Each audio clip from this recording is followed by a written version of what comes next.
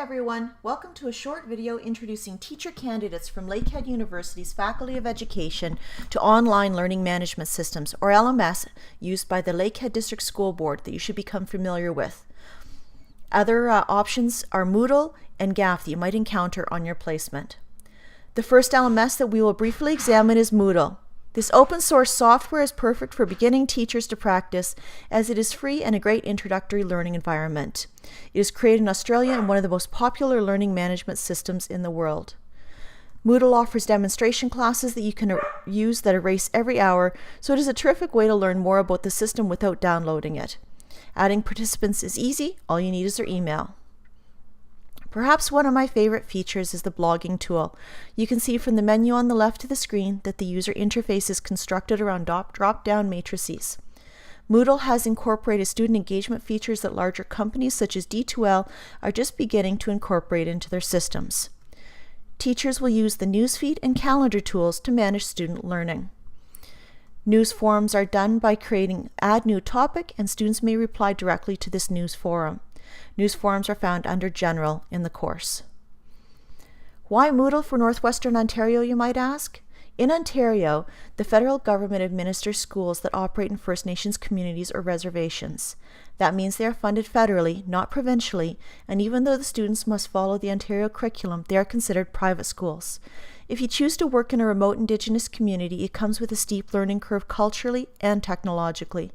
For example, Indigenous students are currently only funded $6,500 per year, whereas a student in a publicly funded school receives approximately $11,000 per year. First Nations communities cannot use provincially licensed learning management systems like D2L, as they are not provincially funded. Therefore, teachers need to find cost-effective learning management systems such as Moodle to better prepare their students for secondary and post-secondary education. Brightspace by D2L, formerly Desire to Learn, is the provincially funded learning management system. In other words, if you use another platform, they won't support you if you get in trouble. Teachers with Lakehead Public Schools simply call the LMS e-learning or their classroom website. Each district school board can customize their own LMS. Information and content cannot be shared from one provincial org unit to another. Once you log in, you have access to all of the courses you have ever taught or been enrolled in, as well as a selection of websites and links to ministry licensed software. Boards can choose which software to use. Once you enter your course, from the menu on the left of the screen, you will see a news feed, which I update daily, with success criteria, learning goals, YouTube links, cartoons, assignments, and instructions. I also link to the content pages, quizzes, surveys, drop boxes, and discussion threads here.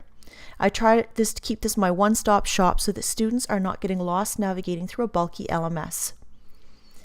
This represents a teacher's view of the content, and the next couple slides will be the Dropbox and discussion and grader tools. The content pages are virtual textbooks and learning objects. This is what a student needs to read in the course.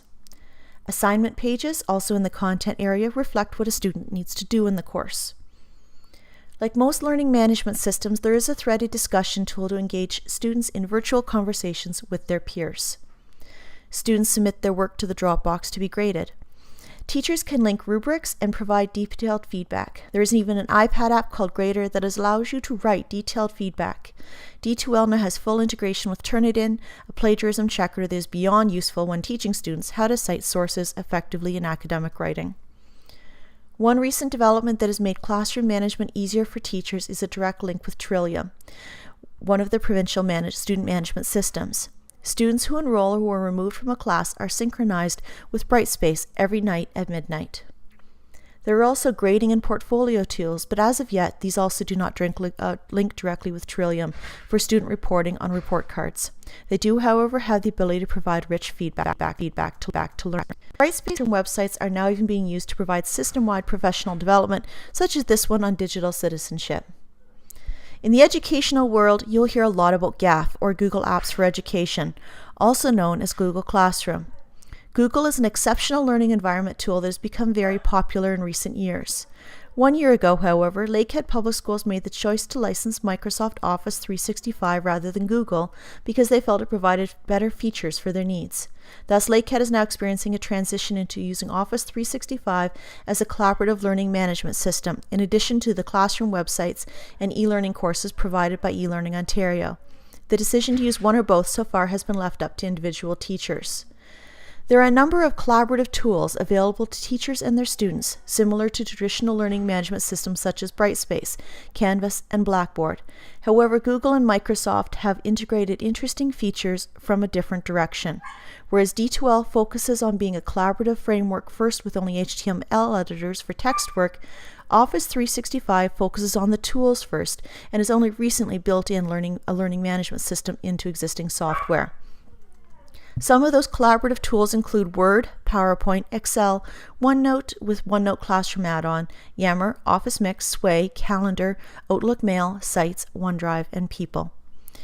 Once you sign into Office 365 using your district school board account, it takes you to an initial interface of tiles with links in what is called the waffle in the upper left-hand corner. Once licensed, each student may download Office 365, also known as Office 2016, onto 5 devices. The option to download has a red Install Now icon on the user interface. The primary learning management system is built into OneNote Classroom. Setup is straightforward with a checklist creation wizard. It helps if you have your students' names in alpha order as you're creating your class, as you need to search for them in your organizational unit.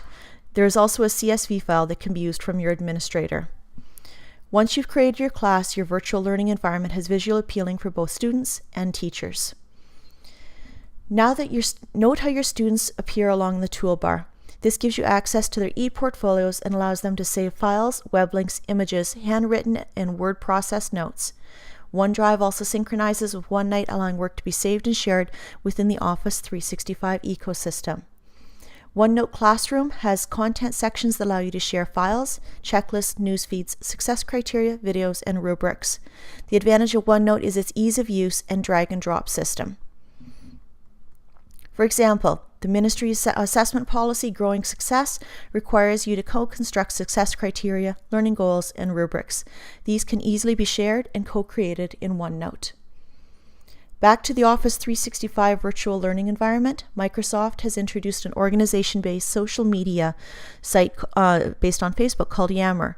Classroom and school chats and events can be created or private or org-wide. One engaging feature of Yammer could be running chats on lessons, support for flipped classrooms, and polling. Thank you. I hope this helps you to understand the learning management systems that you may encounter in your student teaching placement. Good luck.